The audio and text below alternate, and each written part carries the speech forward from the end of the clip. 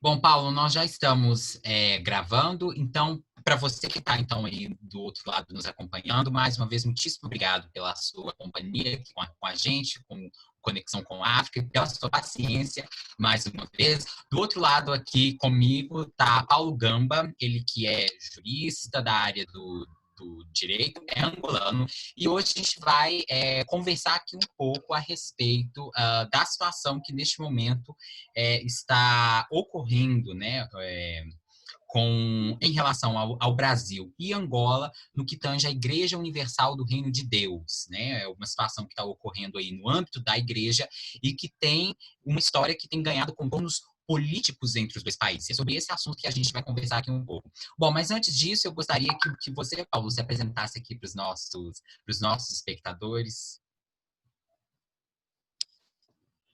Olá, boa noite, Marcelo. Boa noite a todos que nos estão a ver. Eu sou o Paulo Gamba, sou jurista, sou também professor, sou daqui de Angola e é um prazer enorme estar a falar convosco sobre uma matéria que acaba, portanto, ser de interesse de ambas as partes, quer de parte do Brasil como também da parte de Angola.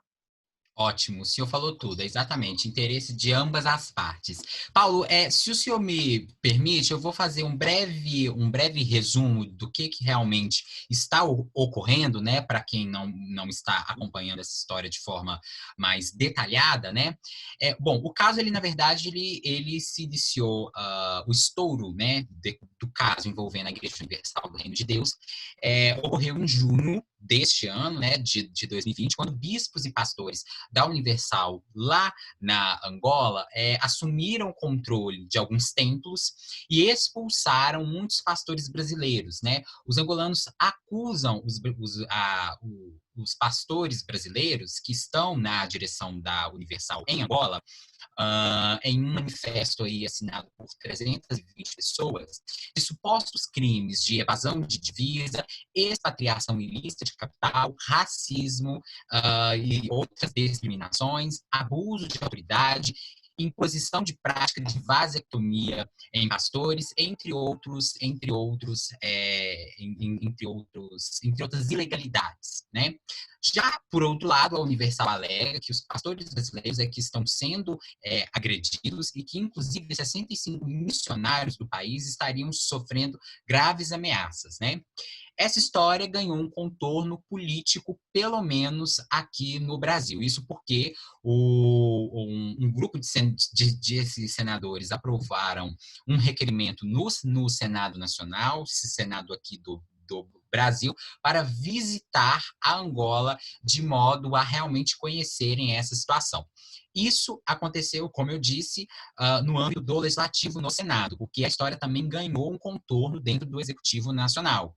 Isso porque a Universal, que é vinculada muito próxima à TV Record, daqui do Brasil, ela utilizou a TV Record recentemente para fazer algumas campanhas em defesa da Universal e, inclusive, sensibilizou o presidente Jair Bolsonaro, que recentemente enviou uma carta para o presidente João Lourenço, presidente da Angola, pedindo ajuda para os brasileiros e, inclusive, o filho do presidente Bolsonaro, um dos filhos do presidente Bolsonaro, ele foi ao Twitter se manifestar a favor dos brasileiros.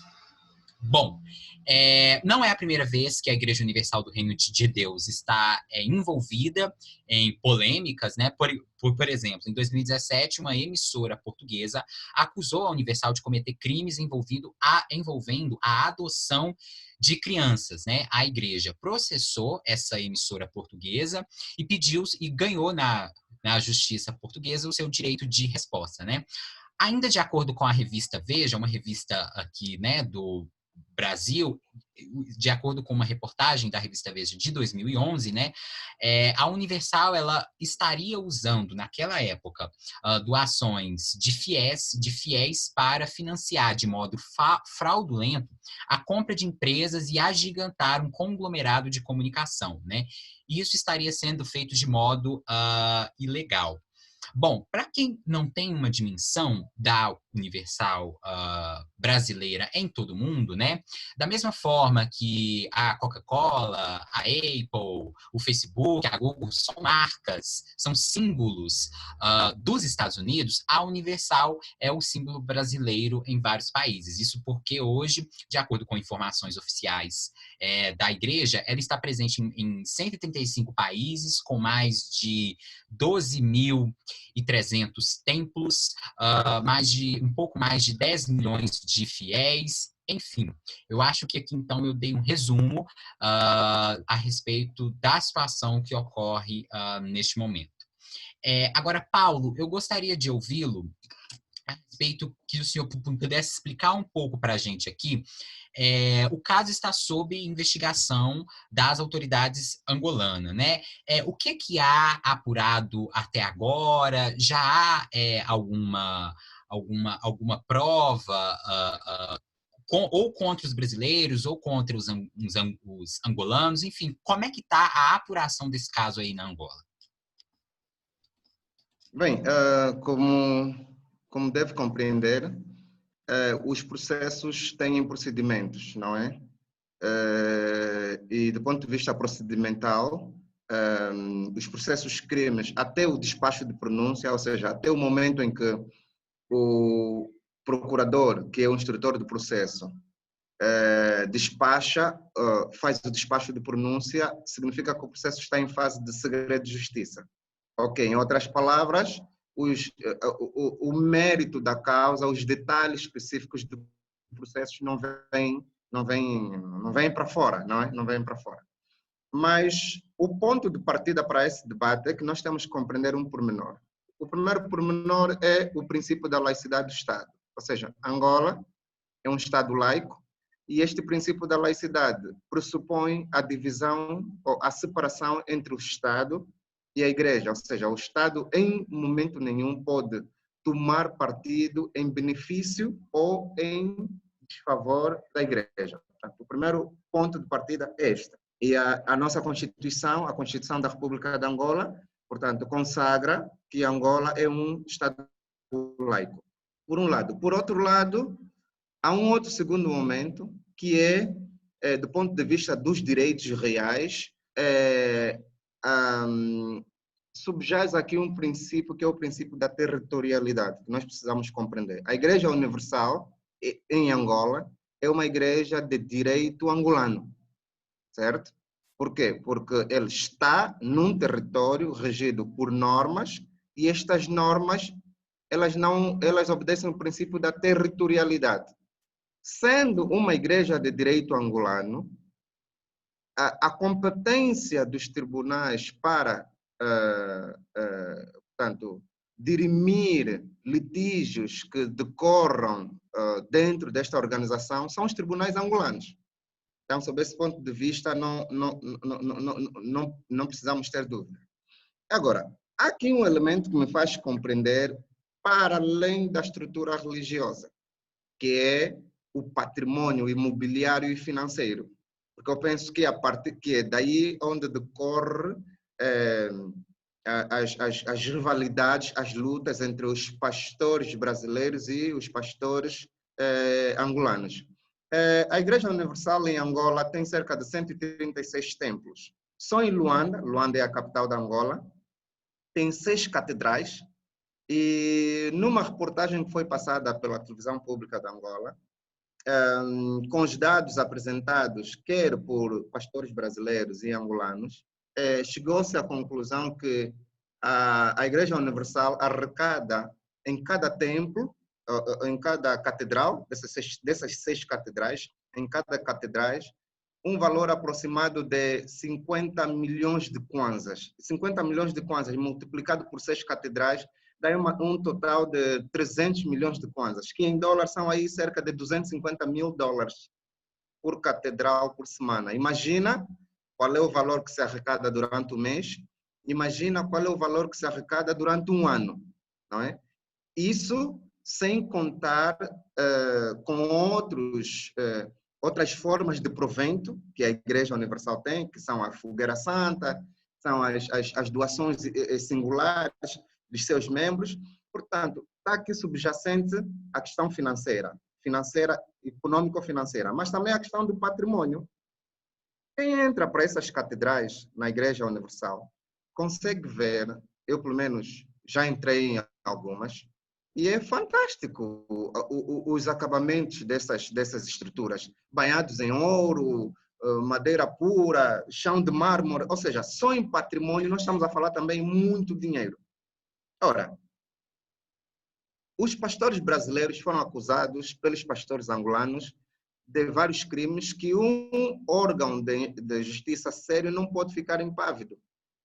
Eles acusaram os pastores brasileiros de racismo, que é punível e condenado pela lei penal angolana. Acusaram os pastores brasileiros de cárcere privados, que é punível e condenável pela lei penal angolana. Acusaram de corrupção, acusaram de lavagem de dinheiro, acusaram de abuso de autoridade, acusaram de burlas por defraudação, ou seja, são vários crimes. E todos esses crimes que eu acabei de dizer, que foram ditos pelos pastores angolanos, muitos deles são crimes públicos. E, do ponto de vista da doutrina penal, os crimes públicos, elas não carecem de uma denúncia. Ou seja, a Procuradoria-Geral da República, enquanto elemento que exerce ação penal, basta que alguém publicamente faz uma denúncia, ela tem a obrigação de atuar. E foi exatamente isso que aconteceu. Então, há este processo que está a correr, e a semana passada nós ouvimos, e tornou-se público também, que o Estado brasileiro, na pessoa do presidente Jair Bolsonaro, fez uma comunicação ao presidente João Lourenço no sentido de intervir. A questão que se coloca aqui é: de que forma é que o presidente angolano vai intervir num litígio entre dois grupos de membros da mesma igreja, não é? Que representam uma instituição religiosa, sem violar o princípio da laicidade do Estado? Essa é a questão que se coloca. Se há um processo em curso no tribunal, temos que deixar que as autoridades judiciais angolanas resolvem, e se houver razão para a parte brasileira, será concedido. Se não houver, também não será concedido. Então, o que eu penso aqui é que as partes deviam isso só chegou à conclusão, porque só chegou a este ponto, porque a semana passada tive uma conversa com um jovem que foi pastor na Igreja Universal e que confessou-me que este é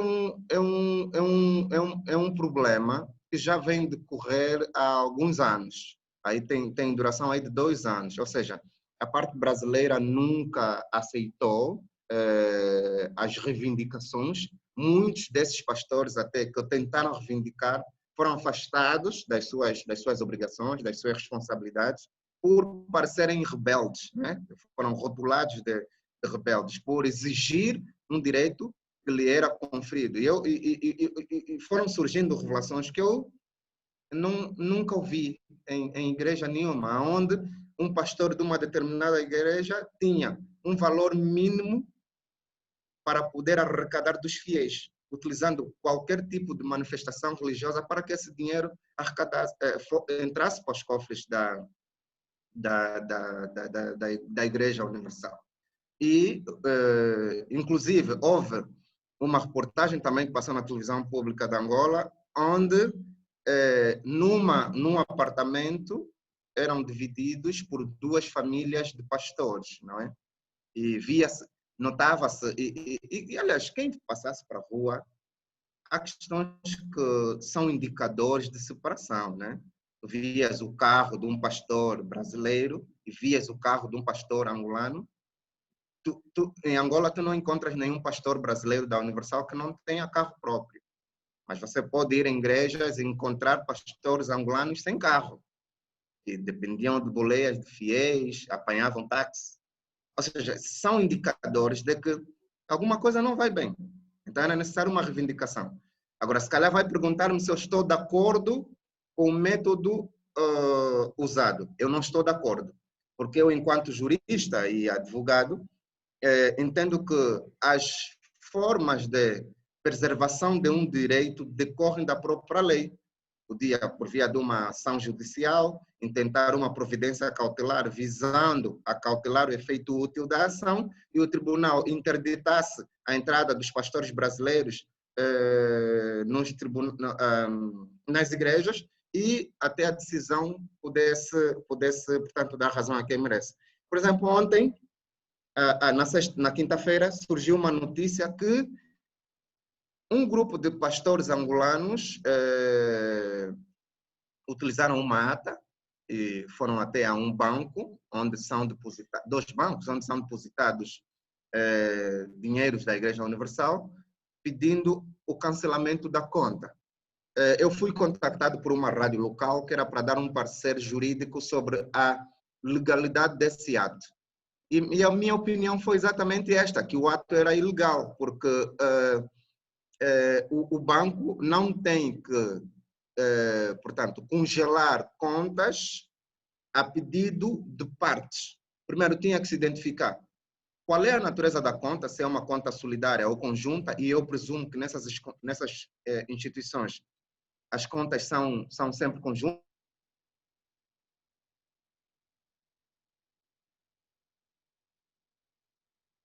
A suspensão. E como decorre do pedido singular?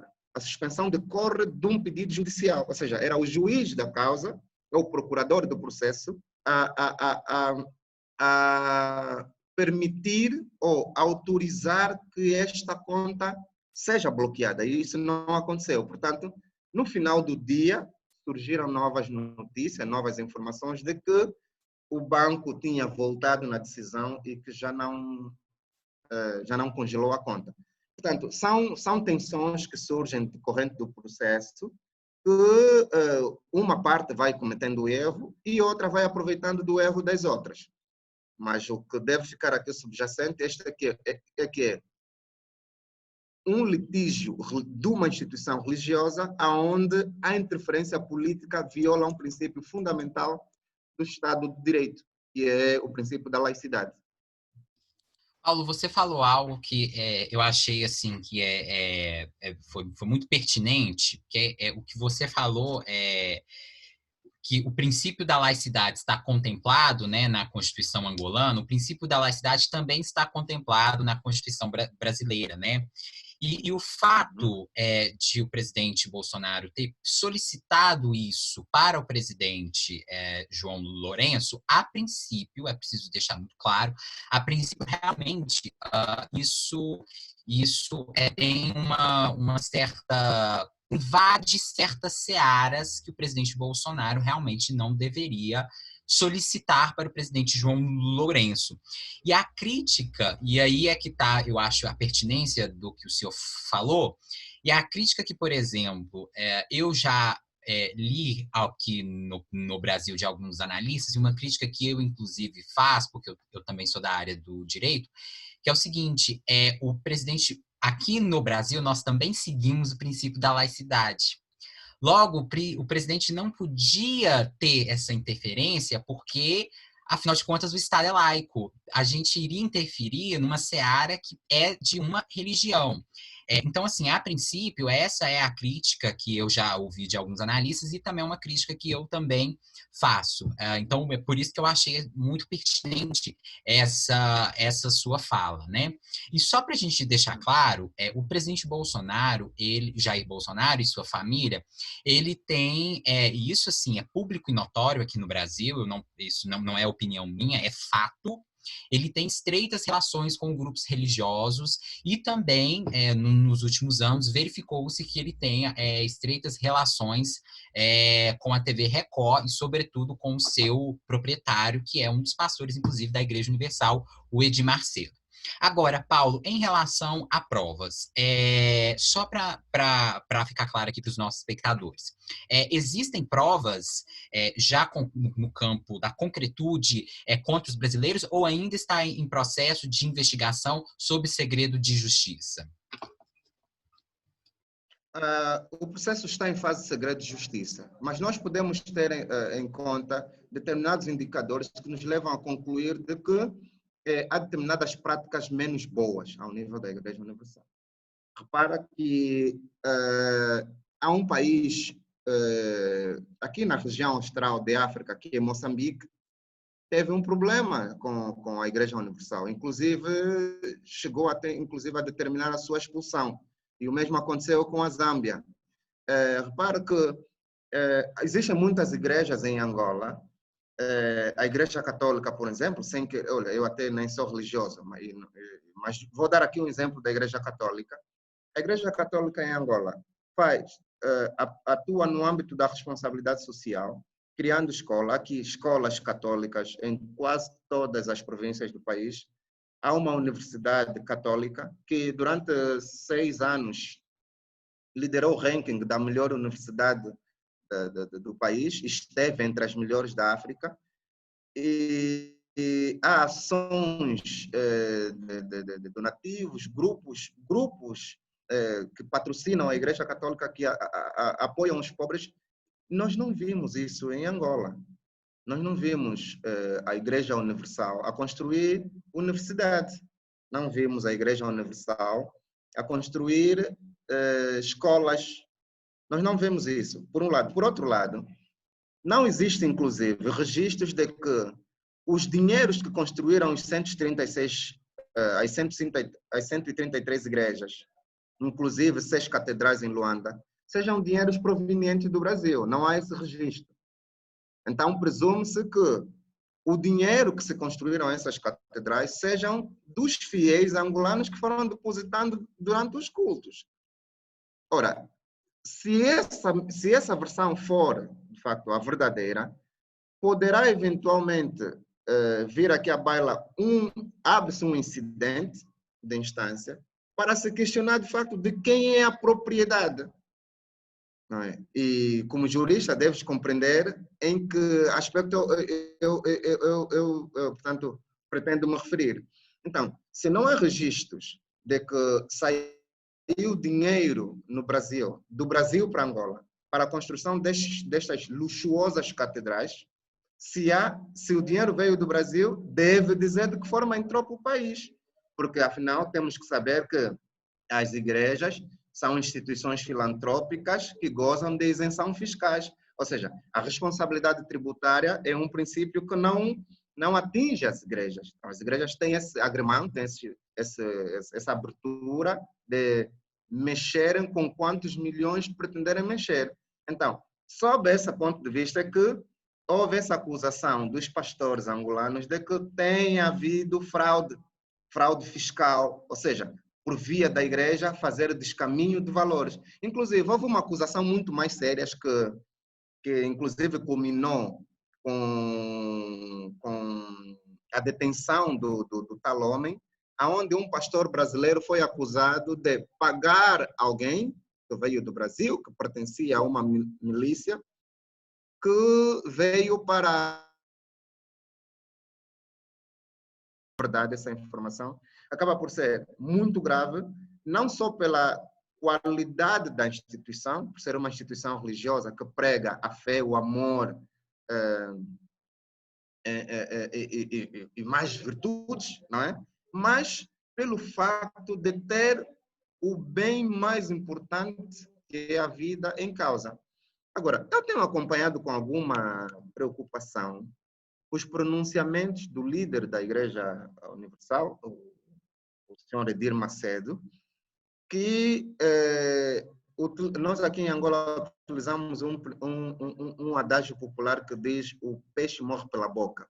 Isso verifica-se quando tu, no passado, dizes uma coisa e depois, mais adiante, voltas a dizer outra que contraria o que você falou no passado.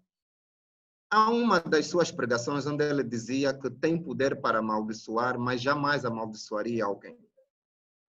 E recentemente fez um pronunciamento a dizer que sempre houve rebeldes em Angola e que esses pastores rebeldes estão amaldiçoados, que vão descer rápido para a sepultura, eles e a sua família. Ora, isso, do ponto de vista jurídico penal, como deve compreender, configura-se num crime. E depois, se o líder da Igreja Universal faz uma declaração destas, e depois surgem notícias de que vem alguém, é contratado um assassino por um pastor brasileiro para acabar com a vida de um pastor angolano, tendo em conta que os elementos característicos do crime, um deles é o nexo causal, ou seja, a relação causa-efeito. Né? Aonde é que nós vamos chegar? Que conclusões teremos em relação a esta situação toda? Eu penso que é um problema que eu concordo consigo quando falava do princípio da laicidade, mas eu também entendo que não tinha como o presidente Bolsonaro não se pronunciar, tendo em conta o fluxo financeiro que sai da Angola para o Brasil por via da Igreja Universal. A Igreja Universal, de facto, funciona como uma empresa, tem muitos lucros. E esses lucros saem do país sem imposto pela qualidade da instituição, é uma instituição religiosa. E se o atual presidente do Brasil tem ligações com evangélicos, no caso da Igreja Universal, então posso presumir claramente que há um acordo de cavalheiro entre o presidente brasileiro e o líder máximo da Igreja Universal, o que supõe, obviamente, o que incentivou, influenciou o pronunciamento do presidente brasileiro nesses termos. Agora, Paulo, como é que você avalia a conduta do seu presidente, João Lourenço? Aliás, ele teve, antes de tudo, né, ele teve alguma ação, alguma conduta diante do que o meu presidente teve? Enfim, como é que você está avaliando a atuação das instituições judiciárias angolanas na avaliação desse caso? Bem, começando com o presidente da República, eu acho que até agora ele está a ter uma atitude correta, né? Até agora está a ter uma atitude correta e já se demonstrou que, de facto, os factos não são tão bem verdade assim, conforme as partes mostram, não é? Ou seja, não é, a parte angolana não goza de verdade absoluta, bem como a parte brasileira também não goza de mentira absoluta. Porque imagine um pastor angolano que submete-se a um processo de vasectomia e, entretanto, é pastor há 20 anos, que se consegue perceber que há alguma manifestação de vontade do mesmo em continuar, ou teve algum benefício, não é? Então, as coisas não podem ser vistas assim, de forma tão líquida. Mas a semana passada, o embaixador brasileiro acreditado em Angola reuniu com os pastores da Igreja Universal no anfiteatro da Embaixada Brasileira a angolana, que fica no Miramar, uma zona nobre de Luanda, onde ficou claro de que as instituições angolanas estão a garantir segurança aos cidadãos brasileiros. Isso vem, obviamente, desmistificar a ideia de que os pastores brasileiros estavam a ser perseguidos, estavam a ser ameaçados, estavam a ser agredidos. Isto, de facto, não é verdade. Não é? E a Embaixada Brasileira em Angola aqui acabou por confirmar isso. Depois, as instituições judiciais, o processo ainda está em fase de instrução preparatória. Não é? A instrução preparatória é a primeira fase do processo, até o despacho de pronúncia vai se verificar se de facto as acusações constituem crime. O procurador vai então constituir arguídos, ou vai então transformar estes arguídos em réus e depois remeter o processo em tribunal e para a decisão do juiz que for entregue o processo. Portanto, eu acho que esses processos, tendo em conta os estados de decreto, e como deve compreender, os processos de decreto não são sumários nem sumaríssimos, eles atuam um procedimento normal, e eu penso que as próximas semanas poderão ser conclusivas em relação a estas acusações. Julgo que é um litígio que seria completamente desnecessário se a direção da Igreja Universal ouvisse as reclamações dos pastores angolanos. Eu julgo que o que faltou aí foi inteligência emocional e gestão de conflitos internos. Eu julgo que se esses pedidos, ainda que não fossem aceitos, mas fossem negociados ou dando uma esperança de que havia de se negociar, talvez o final teria sido teria tido um outro curso, porque o Marcelo deve compreender, se tu és pastor numa catedral que produz 50 milhões de kwanzas semanais, né? E tu vives numa casa onde tu pagas 100 mil kwanzas, é só para ver 0,001% do valor em causa. Quer dizer, as pessoas não são estúpidas, né? Vem o fluxo financeiro e vem o que entra. As igrejas não têm que necessariamente assalariar, né? Mas fazem, ou seja, dão subsídios aos seus líderes, aos seus dirigentes, proporcional ao nível de responsabilidade. O que não se pode admitir é tu teres uma responsabilidade alta na estrutura da igreja, mas, entretanto, do ponto de vista das regalias,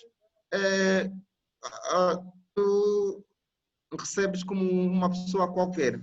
Então, penso que é um direito legítimo da parte angolana exigir condições pelo que eles fazem, mas faltou, por parte da igreja, capacidade extrajudicial para resolver assuntos. Agora, Paulo, e como é que você avalia? A gente já deu para perceber um pouco da sua opinião a respeito dessa minha próxima pergunta, mas só para deixar mais claro aqui para o nosso espectador, como é que você avalia o fato de o caso ter saído da esfera do direito e ter ganhado conotações políticas? Como é que você avalia isso? Foi saudável para o desenvolvimento desse processo? Não, não é. Aqui isto vem mais uma vez provar um conjunto de críticas que eu venho falando, venho abordando nas palestras e aulas que dou, que é a promiscuidade entre o poder político e a religião. Ou seja, aqui um conjunto de medidas e valores que são colocados em causa sob capa da proteção política às estruturas religiosas. E este comportamento por si só viola um princípio fundamental do Estado de Direito, que é o Estado, que é o princípio da laicidade. Por outro lado, vulnerabiliza os políticos face à autoridade religiosa. Inclusive, remete-nos a a história passada do clero, não é? Naquela altura em que o clero comandava as estruturas políticas. Eu penso que foi um erro grotesco por parte do presidente brasileiro em se pronunciar sobre esta matéria. Ele podia, inclusive, talvez fazer um pronunciamento relacionado à segurança dos cidadãos brasileiros fora do seu país. O Estado brasileiro tem a obrigação de proteger os seus cidadãos fora do território brasileiro, tá? Solicitar proteção, o que também em momento nenhum se foi posto em causa. Agora, temos que compreender aqui também que o Jair Bolsonaro foi inteligente ao pronunciar-se nesses termos. Por quê? Porque Angola, como sabes, é um país que está na África subsaariana, é muito rico do ponto de vista potencial, é rico em potência, mas é pobre do ponto de vista de infraestruturas comparativamente ao Brasil. E há uma linha de crédito Brasil-Angola onde há milhões de dólares envolvidos. Ou seja, Angola tem uma enorme dívida financeira com o Brasil. Pode, eventualmente, do ponto de vista político, o presidente Jair Bolsonaro utilizar esta dívida como um boicote, não é? Tendo em conta a posição de Angola em relação à Igreja Universal. E eu entendo que tudo resvala sempre para a política, não é?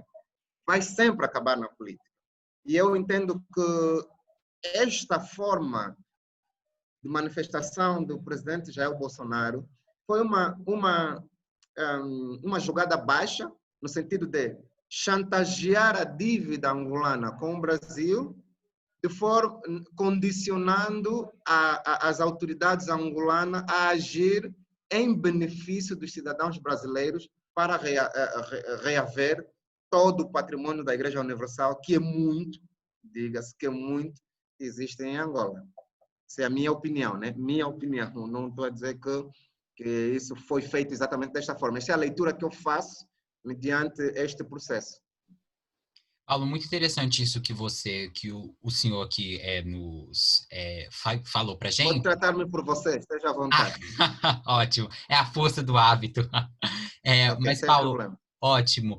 E isso que você, né, disse é muito interessante, porque, de fato, realmente, só para dar um contexto aqui para o nosso espectador, o Brasil é um dos grandes credores da Angola, o maior deles.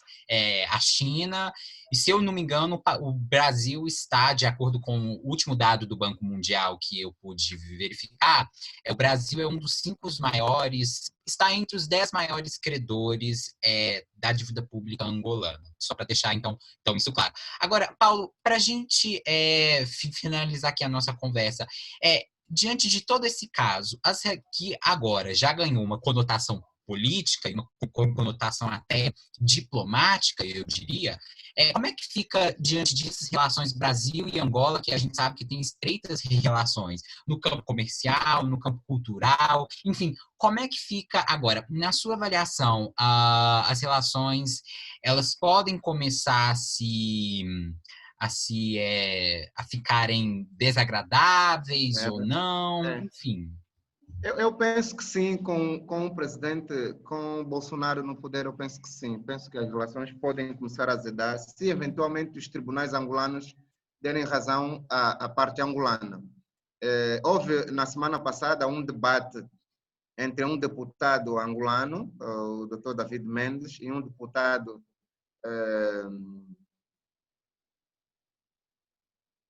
onde fizeram um debate pela mesma via que nós estamos a fazer.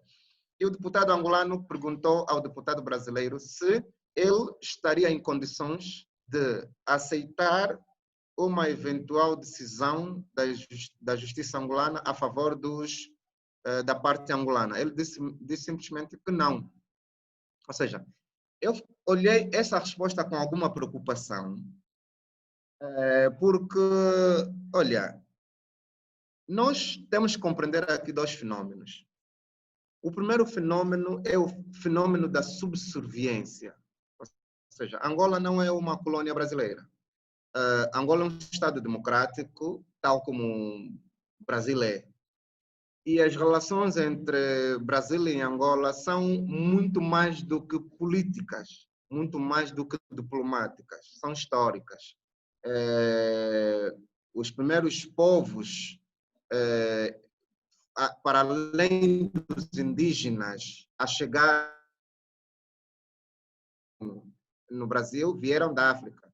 E muitos deles saíram da Angola. Há um patrimônio, há uma modalidade que hoje foi definida como patrimônio brasileiro, a capoeira, veio da Angola, em Benguela, numa província que é ao sul da Angola. Então, o Brasil foi o primeiro país, no dia 11 de novembro de 1975, à meia-noite e 3 minutos, foi o primeiro país a reconhecer a independência da Angola. Portanto, nós não estamos a falar de 2 países desconhecidos, estamos a falar de 2 países irmãos, estamos a falar de 2 países que passaram pelo processo histórico, que é a colonização, estamos a falar de 2 países que passaram pelo processo de escravatura, estamos a falar de 2 países que foram colonizados pela mesma potência, estamos a falar de 2 países que tiveram o mesmo espírito de emancipação para a autonomia do Estado, o princípio da autonomia territorial. Então, as relações políticas são circunstancializadas, as relações culturais e os laços de irmandade são eternas. Então, eu penso que ela pode afetar enquanto estiver este governo no poder. Não se sabe. As eleições no Brasil já daqui a 2 anos, não é? 2022, certo? Não há nada líquido de que este governo será reeleito. Pode não ser reeleito. Então, o jogo político altera a circunstância das relações. Então, penso que neste primeiro momento, tendo em conta o pronunciamento do presidente brasileiro e do deputado que eu ouvi, eu acredito que qualquer decisão que não favoreça o Brasil vai sim afetar as relações entre o Brasil e Angola. Mas eu julgo que, tendo em conta o princípio da soberania dos Estados, o Estado angolano não se deve sentir ameaçado com isso, nem pelo facto de ter uma dívida com o Brasil. Porque o Brasil, quando fez o empréstimo a Angola, não tirou o dinheiro do bolso e depositou nos bancos angolanos. Assinou-se um tratado e um contrato. E no estabelecimento dos contratos existe um princípio que é o pacta sunt servanda, né? Os contratos são para serem respeitados. Eu não acredito que o governo brasileiro vá alterar os termos, de fato, de uma igreja que incumpriu com os seus deveres com os fiéis da sua própria igreja, condiciona uma relação entre dois países, não é? Que se relacionam há muitos anos. Então, eu penso que poderá haver uma quebra nas relações, mas essa quebra é circunstancializada enquanto este governo mostrar essa posição. Eu vejo também, mesmo eu segui o Twitter do filho do presidente brasileiro e eu vi milhares de comentários de cidadãos brasileiros a discordarem da posição do presidente. Inclusive, a falarem mal da própria Igreja Universal, e são cidadãos brasileiros. Não é? Então, isso é para dizer que a manifestação da vontade do presidente não reflete a opinião de todos os brasileiros. Sim, isso é importantíssimo deixar claro.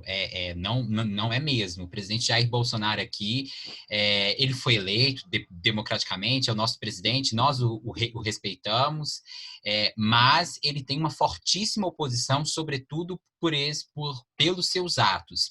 E o que tange o mais recente, que é o da Universal, ele também foi muitíssimo criticado aqui internamente por causa disso. Foi ótimo o senhor ter ressaltado isso. Muito bem. Eu espero que a Igreja Universal não seja uma cloroquina para o presidente brasileiro, né? Isso é uma piada. Ô, Paulo, bom... Mas quais das formas... Uhum. Não, por Sim, favor. pode dizer, estou a ouvir. Uhum. Não, por favor, pode completar. Não, eu ia dizendo de quaisquer das formas, eu penso que é importante que as estruturas, a extensão do poder político fora dos territórios, que são as embaixadas, devem ter os elos, né? Os elos, que são as partes que ligam o Estado fora do Estado. Não é? E o embaixador brasileiro em Angola foi acreditado pelo presidente, foi dar as cartas credenciais do presidente da República, e eu julgo que a opinião que ele quer ter da parte do governo angolano, ele tem todas as prerrogativas e tem o direito de solicitar audiência ao presidente da República, e o presidente da República tem o dever de recebê-lo em audiência e explicar o que se está a passar. Mas temos sempre que colocar em mente que se trata de um caso que envolve duas partes de uma igreja. E tendo em conta o princípio da laicidade, o Estado deve ter muito cuidado ao lidar com esta situação.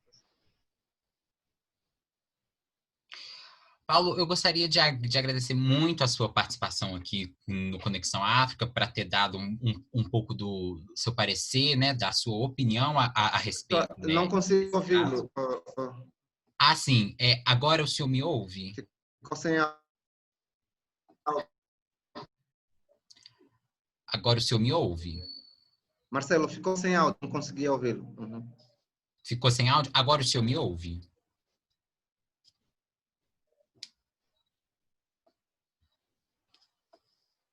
Alô, Marcelo, está a ouvir-me? Sim, agora o senhor me ouve?